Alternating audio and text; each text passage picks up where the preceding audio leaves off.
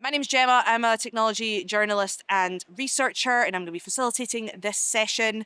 Really glad to have you with us. Without further ado, we're going to go straight into the final session that's on the stage for today. This one's on building cyber resilience, prioritization in a rapidly shifting threat landscape. And for this, we have David Meredith, who's Northern Territory Manager at SonicWall. Please join me in giving him a huge welcome, a round of applause. Thank you very much. So yes, we're here to talk about building cyber resilience, prioritization in a rapidly shifting threat landscape. Kind of just rolls off the tongue a little bit, doesn't it? I will congratulate our marketing team for the snappy title. Anyway, quick introduction. My name's David Meredith. I've been with SonicWall now for just over 7 years.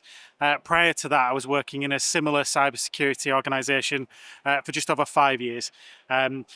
We are probably not going to be talking too much, however, about SonicWall today. You're probably aware of us, hopefully already. We have been in the industry for over 30 years. We do have a stand right behind us here, E25.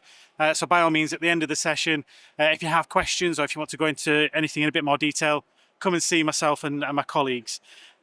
What I'm hoping to do in this presentation is walk you through understanding the shifting nature of cyber threats and the importance of staying adaptive, identifying and prioritizing areas of investment based on those current threat trends and the organization vulnerabilities, and then implementing a risk-based approach to budget allocation, something we hear quite a lot of from our partners and customers.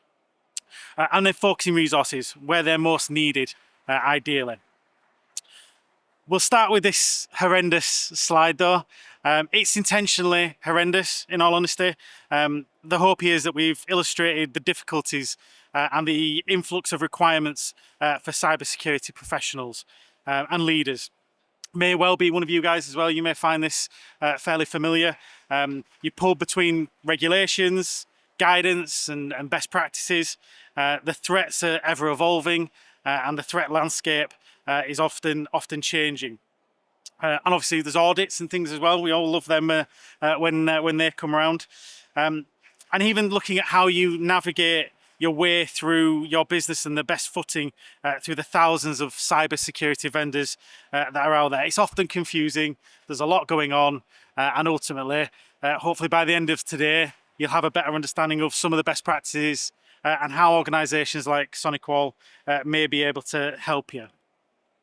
So what we're hoping to cover, we'll cover the top factors driving cybersecurity needs, as told to us through our own research. So this is research we've gone out and conducted and invested in ourselves.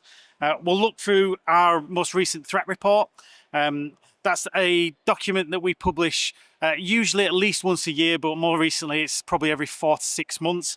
That gives us a better understanding of the trends that we're seeing out there from a threat landscape perspective. And then we'll look at how we can find a sensible way to prioritize. And that could be prioritizing resources, prioritizing budget, etc. And obviously with the threats shifting on a daily basis almost, what's important right now might not be what's important tomorrow. So it's obviously having an understanding of where things are going there. So looking at the research, this is research we carried out back in 2023. We looked at CISOs, so Chief Information Security Officers, and CIOs, Chief Information Officers. We were looking at employers of probably 1,000 people and above across global geographies, so not just looking at UK, Europe, it's globally. And we had no industry exclusions. So it could well represent, hopefully anyone that's in the room today. And I appreciate it's a bit of a messy slide again, but this represents the factors driving cybersecurity. So what trends and challenges were shaping the CIO and CISO's cybersecurity agenda for the coming year? So let's focus on the top two.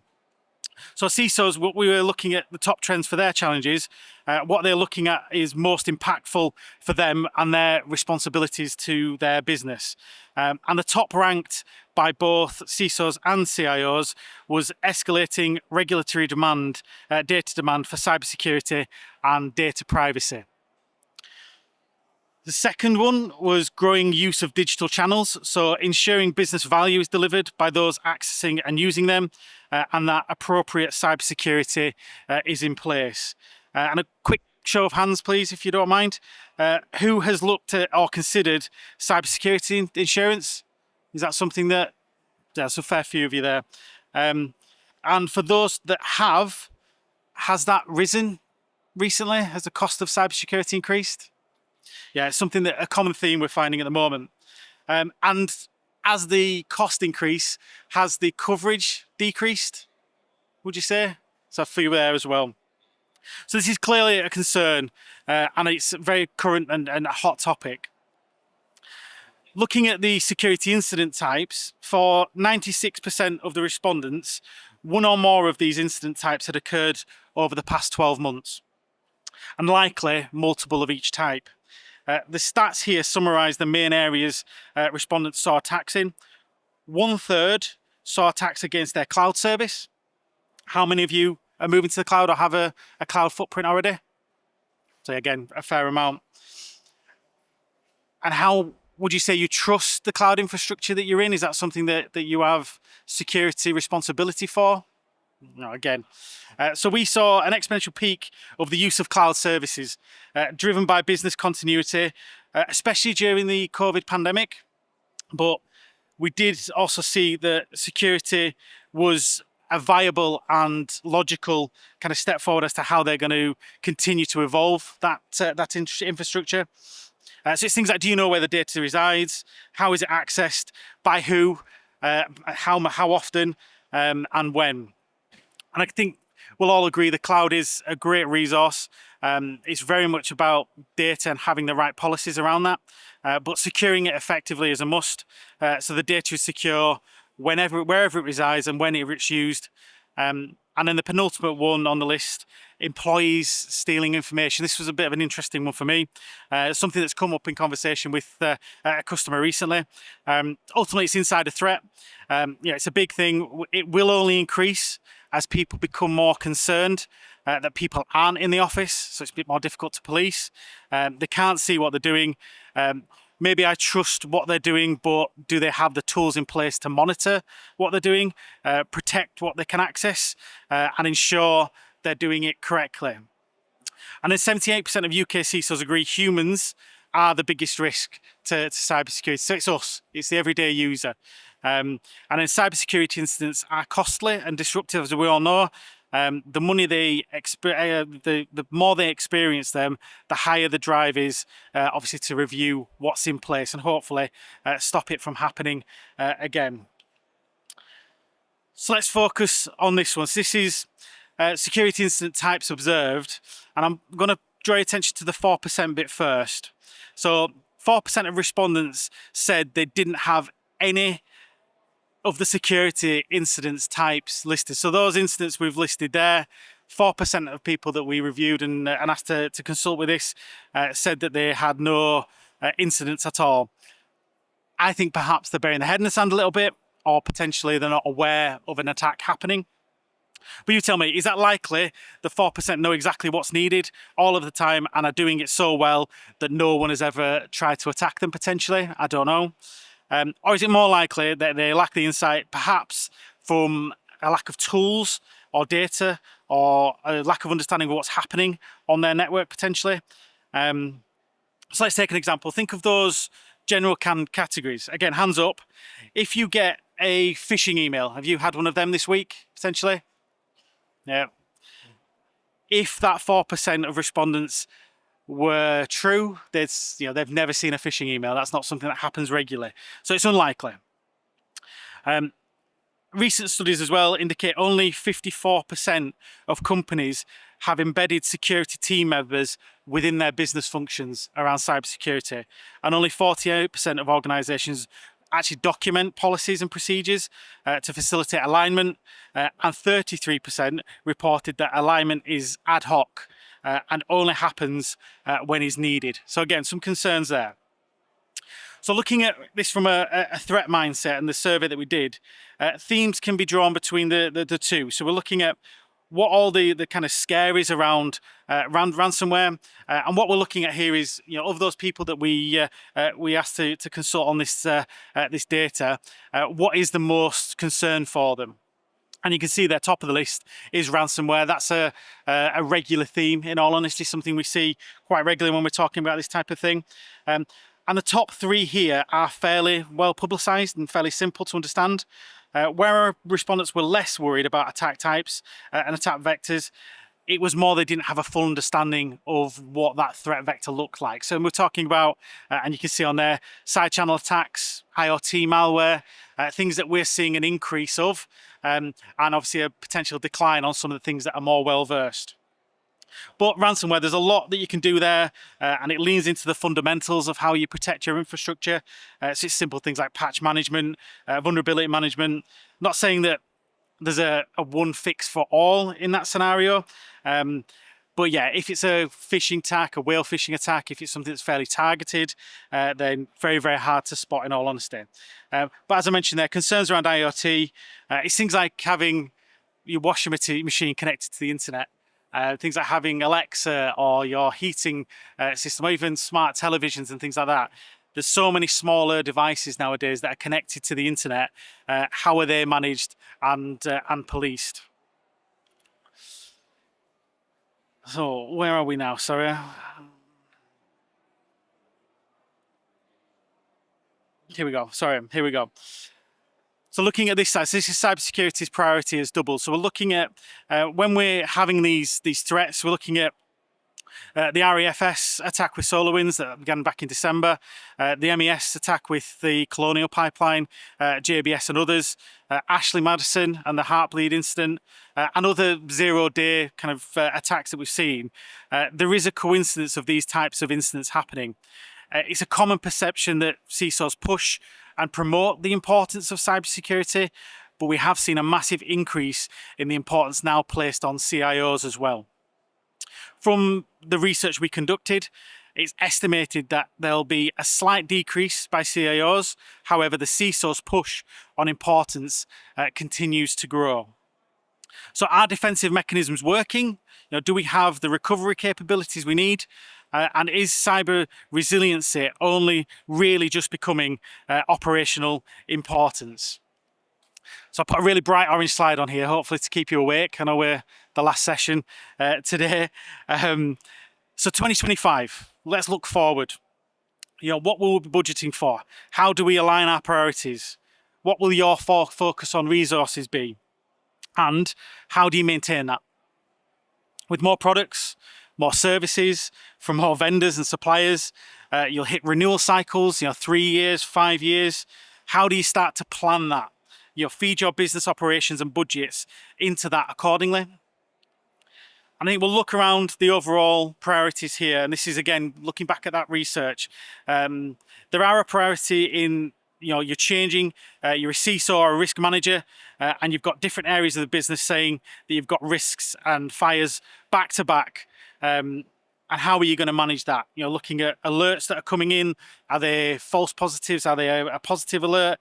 Fine tuning things, but maybe getting things wrong. There's loads of false positives that's priority gets in the way. You can't obviously see the importance of something through the potential volume and that noise that's being created. So how do you prioritize when it's all chaotic? And in all honesty, that's cybersecurity. It's continually chaotic. It's always going to be that. And anyone who says it isn't, I'm yet to meet them. They may be a bit deluded potentially, but if you do have a perfect running infrastructure and it's not chaos, then please come and see me. I'd like to see what you're doing right. We're living in a real environment that we're always catching up, and this is coming from a cybersecurity vendor. We are always catching up with cyber criminals and those bad actors. And they're always looking at something new. Where's that low-hanging fruit? Where's the next threat vector to cause the most disruption and make the most profit? We had an incident recently where you could download ransomware as a service and produce an exploit kit, and it cost next to nothing. And then you could spread that far and wide, and you could do that relatively easy from your bedroom. It wasn't something that was very difficult to set up, but very, very, very popular, as you can imagine.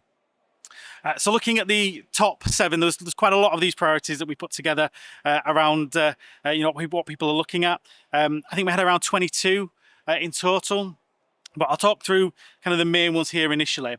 And so we don't give you a massive list of endless tasks and things that you want to be worried about. Think of someone in risk management or a risk register. It's probably going to be a very long list of priorities that they have already. But to have something meaningful, what we're looking at is the top 7 and what our respondents said. There is a much longer piece to this as well, guys. So it's on our website. By all means, go and have a look and see if there's anything else there that is important to what you're doing. But as you can see, top of the list, securing cloud, securing apps and services.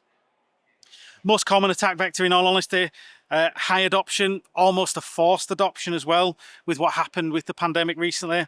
The increase in apps, the increase in volume of data, storage is always a difficult scenario to be dealing with. And in all honesty, everyone is either on the way to the cloud, already there, or has a very hybrid approach or anyway. But the risk of breach and exposure is high, and that's constantly growing. Regulatory demands in this area as well, lack of understanding, visibility through forced adoption, and have people got their heads around their part in the whole shared responsibility model. And what I mean by that is if you're using a cloud infrastructure, whose responsibility is it to provide security? Next on the list, we're looking at ransomware again. It's a common theme. It's still something that we're seeing being quite a concern for most people. And as we mentioned at the start, the cost of insurance is going up, and we've got lots of high-profile attacks that are still happening. But cyber insurance coverage tends to be limited and coming down over time. So we're paying more and getting less when it looks at cyber insurance, and it doesn't look like that is ever going to really change. I think there'll be more asks on organisation to do more to qualify for those cyber insurance. And then protecting user identities and attack and compromises. There's more and potentially new channels that provide identity theft, credential compromise, and attackers' ability then for lateral movement within your infrastructure. So it may be the first instances they want to do an element of social engineering, but once they're in the network, what else can they do while they're there? This could align also to insider threats, but it's also the data that you hold as a company. How well do you protect it? Do you just have a firewall? Identity and access management in place, is that something you've considered? Do you review any logs? Do you report suspicious activity? Do you have 24/7 threat model? Is that something you're looking for? Or is it just Monday to Friday, business hours 8x5? Have a think about what products and tools you have already as well. I think there's been many cases I've dealt with recently where having a review of what you've already invested in and make sure you're maximizing what resources you already have access to. I'm not saying there's a requirement to go out and buy lots of new technology there and look at new products and tools. You need to assess what you've paid for already and what you're entitled to now. Lots of organizations we've talked to as well have paid for products and tools that they potentially don't fully understand and ultimately don't fully utilize them either. And then see if you're covered with any of those and any of those additional functionality that you've already got access to. See if they cover any of those priorities that you've identified. And let's take security of endpoints here as an example.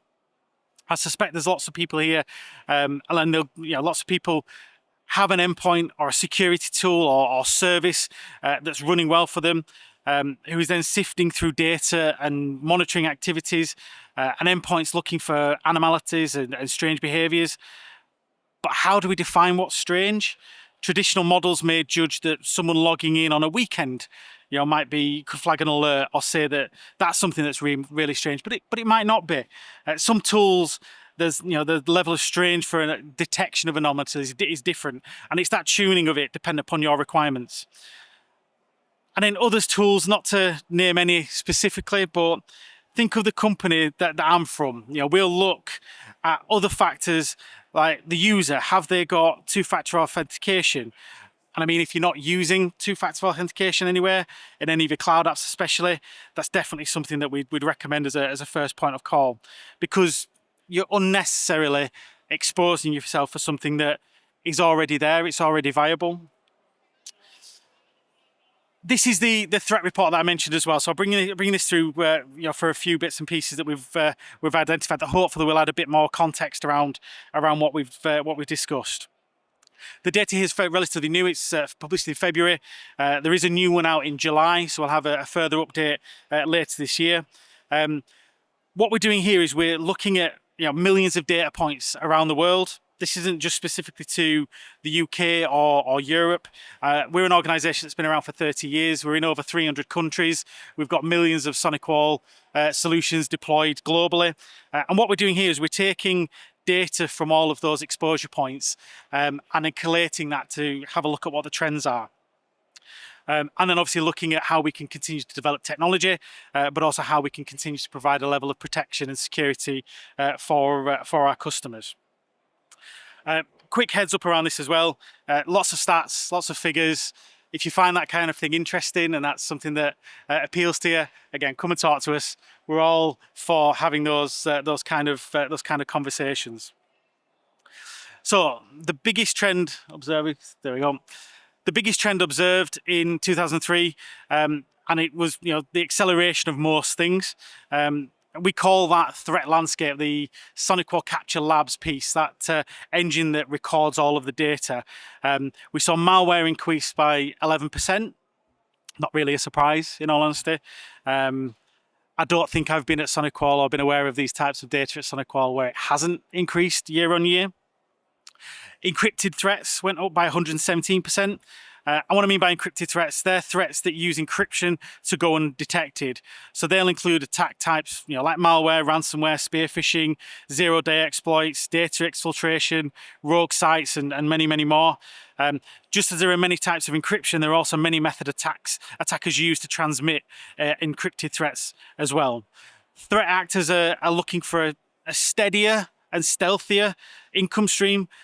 So we've seen an increase in cryptojacking. It's an all-time high, 659% increase on cryptojacking year on year.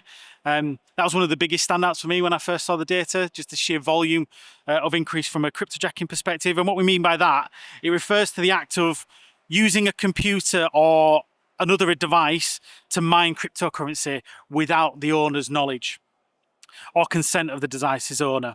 And I'm not talking a teenager's laptop or anything. I'm talking vast estates of devices. Some are corporate, some are personal. The process is often very resource intensive and can cause the device's performance to suffer or result in things like higher electric bills for the target. And this is where we're seeing things like IoT devices, Internet of Things devices like Alexa and alike that can be compromised to steal this type of resource. And ultimately what they're doing is they're pulling all that resource together, having a massive farm of resource to then go and farm cryptocurrency. Moving on to ransomware again. We've talked about it a little bit already. That's the third highest number on record for us. Since we started recording this data, in the past report, it was the third highest we've seen. So it's still something that cyber criminals are using and it's working for them. It's a good criminal return on investment for them, in all honesty. Very low resource required, but typically a high volume of investment return to them. Websites on the dark web, like I say, you can pay a small fee, get ransomware as a service kit, and off you pop. You can start deploying ransomware relatively easily. It works. People don't always have cyber insurance, so people pay the ransom because they haven't adequate backups. So yeah, backup is important, of course, as well, and have backups of your backups if possible. But there's one fundamental that we're talking about here. This shouldn't be news. This is something that it is in the press quite a lot. And obviously, if you work in cybersecurity or any industry where cybersecurity is considered, this should be something that's relatively not new for you anyway. And then there's over 240,000 intrusion attempts per second, and that is an incredible number.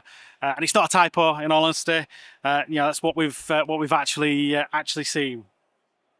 So looking at global ransomware for a few more seconds as well, a downward trend, in all honesty, in ransomware, which does show potentially that is something that cyber criminals are moving away from.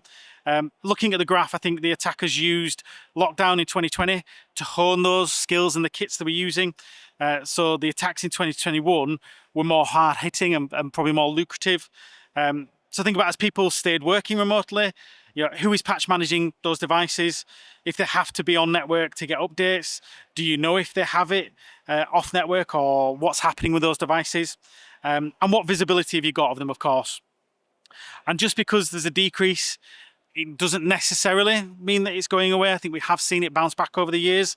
But this suggests to us that probably threat actors are working to reduce their risk by moving away from mass spray and pray attacks to more stealthy, strategically targeted and subtle attacks.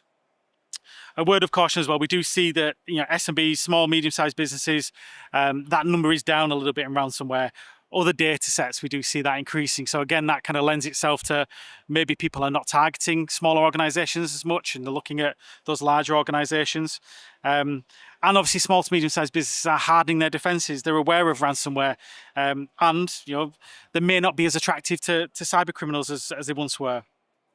But with ransomware saturated, criminals do look at other nefarious attacks and the cyber threat landscape remains volatile. Despite the drop in ransomware attacks, all the other variants have pretty much risen. With malicious intrusion and malware, cryptojacking, encrypted threats, all the other bits and pieces that we've touched on. Looking at cryptojacking, I think we've kind of gone through this quite a bit already, but you can see some of the percentage increases in the bottom side of the slide there. Crypto mining has been ranked among the most harmful industries for the environment as well. It can result in overheating, shortening devices' lifespan, and significantly increasing energy bills and things like that. And again, encrypted threats, we've talked about that a little bit already, but looking at the stats, it's pretty much doubled or more in most industries. I think finance was the industry that saw the smallest increase, where it only doubled. But in healthcare, it increased by 252%. Education was 429%. Government was 629%. And retail was 680% increase for encrypted threats.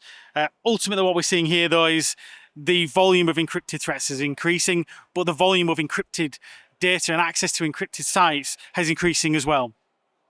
It's estimated that over 19% of malware is via encrypted threats, and the volume of encrypted web traffic, according to Google, is up by 95% as well.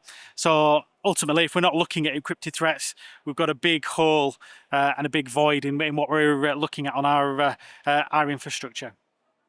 So when everything is priority, nothing is. It's fairly obvious. But looking at ransomware, cyber insurance, acquiring new businesses, how to protect that and integrate, standing up new capabilities, new applications, where's your data residing? There's all these regulations, audits, and so on and so forth. That brings us to the B word, budget or resilience. Small businesses are often the main target of threats covered. They're 3 times more likely to be targeted by threat actors than larger organizations. And 51% of organizations planning on increasing security investment as a result of a breach. Some CISOs allow for, and this is something that surprised me, some CISOs allow for a low-level phish or a low-level breach to happen to get board attention and help that justify budget allocation. And then they can hopefully fix problems. Not sure how much of that happens, in all honesty, but it does work potentially. There's not really a right or wrong way, but sometimes it is how it works. I think key here is education, and creating the right business case is key. Getting ahead of the threats and gaining budget before problems. Fundamentals is probably the most important. Have a solid foundation, solid data practices, access management, cloud security, patch management, and the like. Keeping those covered though, registering your assets, having inventory, looking at vulnerability cycles, who's pushing out what vulnerability updates of your devices. But everyone here is different, and your priorities, your budget, the attacks you face. But don't think you are too big or too small to be the target of an attack. They don't care what industry you're in. They don't care what job you're in. They only have, to get lucky once, you have to defend them multiple times, but they only need one opportunity to get in. And then we wanted to include this. This is priorities as a methodology, if you like. So you're looking at your concern, what investment is required, and then the prioritization of that investment. Access your level of concern on your current posture against the top areas. You can by all means use the top 7 that we talked about there, or expand that to the full list that we mentioned. And as an example, do you know there's a burning issue with removable media? That's something we're seeing an increase in, and the potential to remove data that shouldn't be taken, or data that should be taken, but how is it protected? How is that monitored? Potentially build a list of your concerns, evaluate them in terms of their impact to help you assess the priorities and then place them into your plan. Level of investment, obviously, I strongly suggest that you do a complete assessment of the tools, products and services that you're entitled to already. You've already invested in, make sure you're maximising what you can get out of what you've currently got. I work with many organisations that may have invested in a tool or a service a while ago, and you forget about it. You're not aware of it. It might be part of that procurement process, but never got implemented. So have a good understanding of what it is you've already invested in. And then have a think about the elements of your plan that now need investment, now would cost something outside of what you already do. And equally, there could be cost reductions achieved from simple things like consolidating licensing, consolidating tools with the same vendor, or exploring different service offerings that other organisations similar to yourself are using. Then evaluate your priorities from a combination of those elements, and that should then inform your budget. And then your investors' priorities, identify where you relate to the themes in the research. I hope there's one at least, maybe more. I suspect that you're not part of that 4%. You are aware of that it's happening. It's probably already happened, and if it happens already, it's not a matter of if, it's more when. And then do that risk assessment. Conduct your current state and what your desired state against that research, against a set of areas that you've established. I think the most common observation I hear from CISOs is to get the right level of budget is to speak the language of the business, not of cybersecurity. Not take vulnerability management or identity and access management or security information, event management, and God forbid putting it into 3-letter acronyms, which we're so keen to do in our industry, but talk about financial risk to the business, the operational interruptions, the impact of productivity, the performance of the business and the bottom line, and to some degree quantify the level of risk there. And where you can, see that good cyber resilience is a positive for the business operations and for the customer. And the 36% lack of support from the board of directors, it's reasonably easy to understand that if there are no breaches, no interruptions, the business seems to be running fine. Why do you need more budget? How do you get more budgetary support or more resources if they don't understand the threat landscape and how it changes, the risks associated and impacts, and then how the budget's resource needs to align to that? So what does this research mean? How does it help? Hopefully, it helps budget. According to leaders like IBM, cybersecurity budget should consist of 9 to 14% of your overall IT budget. But the delay in getting investment and delays in strategic decision making is increasing. So, top areas, the 3 things that you should at least be looking at: cloud security, ransomware protection, which we've done to death, and data discipline. GDPR and other regulations for other countries. Data discipline, your core focus, and it's a broad-ranging topic. But start thinking about your data, because you are going to have to start telling your customers, where their data is, what it's doing, where it's going, and ultimately how it's been processed. Conclusion from the research then: so budget decisions being driven by high risk and threat situations. This is a position that you don't really want to be in. It may be more proactive than reactive, looking at pre-breach rather than post-breach. And obviously visibility and optics drive actions and intent. So back to that 30%, 36% feeling attention and budget only given when something happens. How often do you present your risks back to the board? Our research shows that at least every 6 months this should be assessed. Show risks, will mirror the fact that the threat landscape is changing. You then feel that into your conversations in line with your requests for additional resources, budgets, and obviously ultimately to achieve better protection. But what can you do? So as a summary, all the areas and activities that you should prioritize, they'll be different for you, depending on your organization and the resources and budgets you have access to. But ensure that, simple things, that you can authenticate the user to the right application and reduce your risk of compromise. If you haven't enabled multi-factor authentication already, and believe me, you're not alone if you haven't, if I'm all honest, it's something we do still see today. It's definitely something we'd recommend doing now. Patch promptly, remove vulnerabilities, reduce that chance of malware or ransomware, reduce the number of attacks and workload on your overworked cybersecurity team already, and then conduct regular security assessments, and align them to your risks, the risks of your specific organization and the potential impact, and use this in business language to protect the board and present back to the board. Ongoing security trends, we mentioned one of the biggest things is people. 78% of UK CISOs agree that humans are the biggest risk. So education, training, constant validation. And then, encrypted threats. Make sure we're scanning those encrypted threats. With HTTPS traffic rising now to anywhere above 85% on all internet traffic, not doing something about it is creating a huge blind spot.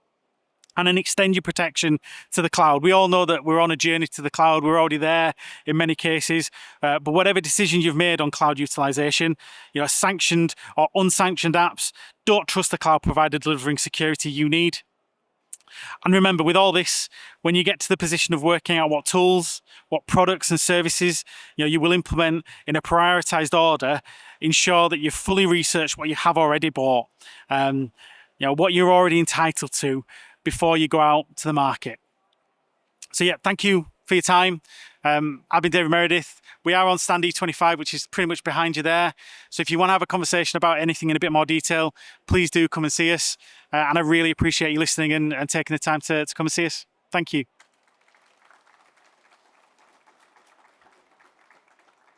Thank you very much, David. We have time for 1 or 2 questions right now, if anyone would like to ask one. Before we wrap up this final session of this stage. We've got some microphones roaming if anyone wants to answer a question. I want to actually just build on one thing that you I just want to ask one thing, actually, just building on, you've really laid out the case wonderfully, and this report obviously does it in a lot more detail, and it's going to be a really useful resource for people trying to make bedside the reading. case. But I wondered if you had any further tips in terms of how we do make those compelling cases to those that just don't. Yeah, it's difficult. I think the budget constraints is a huge problem. Lack of funding, lack of resources, and that doesn't seem to be changing anytime soon. I think the key is trying to get down to their level, understand the language that they use. It's not about, we want this technology because it's got the best stats or it protects us against these threats we've never seen before. It's more, if we don't, this is the potential impact to the business. This is the money that we're going to lose. This is the reputational damage we're going to have. These are the fines we're going to have to pay if we don't make sure we're resilient and protecting ourselves. But speak to your peers, speak to other people that are in similar industries to yourselves, and people like SonicWall. I mean, we've got experience working with multiple sectors, multiple sized organizations. Chances are we've probably seen it before. So come to your chosen vendor, have a conversation with them. If we can steer you in the right direction. I mean, we don't typically work directly as far as transactions with customers. We work a lot with partners and vendors that we can support. Let us know. We probably know somebody that does something similar that we may be able to refer you to. But if you get the time and you've got the resource, demo stuff, take proof of concepts, play around with things, and see what fits best, really. Amazing. Another round of applause for David. Thank you so much. Thank you. That's us on this stage. We are now closing stage 4. But there's, was there one desperate question? Yes, go for it. Go. Go on then. Oh, hi, great talk. I was just going to ask about encrypted traffic. How do you scan that? So ideally, you want to unencrypt it, have like a man in the middle, decrypt and inspect position. So if we're talking about a firewall, for example, you'd stop the traffic, unencrypt it, identify what's in that packet, and then re-encrypt it back on with a certificate to the end user. It depends whether you have that technology in place, because if you're not dealing with a perimeter, not dealing with a firewall, it's more difficult. But a good endpoint would allow you to do it, and ultimately by the time it hits the endpoint, there's an element of unencryption happened already. So it's not one size fits all. It's probably multiple layers of security functionality you need to look at putting in place, but that would depend on where your resources, where your people are accessing data from. It may be that you're in a position to have something working already. It's just tweaking. I mean, we find it a lot with some of our customers that have the technology. It's just not been enabled, not been configured correctly. So that kind of comes back to that conversation around looking at what you already have and see if there's ways to provide additional, functionality with stuff that's already been invested